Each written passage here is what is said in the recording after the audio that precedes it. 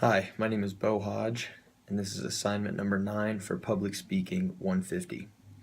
I picked a eulogy, and the occasion is my dad's 50th birthday. First and foremost, happy 50th birthday, Dad. Making it through 50 years of life is an accomplishment in itself, but making it through everything you've been through is astonishing. However, it makes sense you've been put through so much because you're the only person I know that could handle it all. For starters, I was your kid, which right there supplies a lifetime of stubbornness. Since the day I came out, I've been giving you a hard time. Luckily, Corey has been around to be the angelic sister and easygoing child to even things out.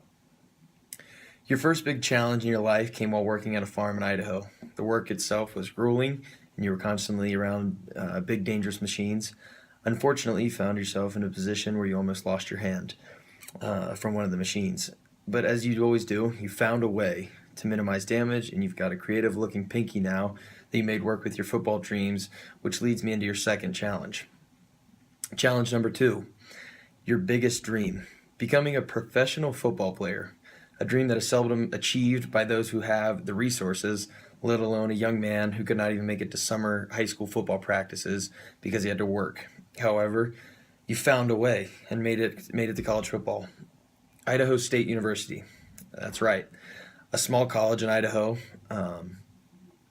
that gives Pocatello kids good degrees and not NFL opportunities. But you went there at the bottom of the depth chart, worked your way to the starting position as a freshman, and rewrote the record books during your career. Your consistency, versatility, and heart caught the eye of one of the greatest coaches of all time, Chuck Noll. He drafted you knowing full well that he not only got a great football player, but an even better person. I know if he was still here today that he'd tell you the same thing. But as we all know too well, bad things happen to good people. Challenge number 3.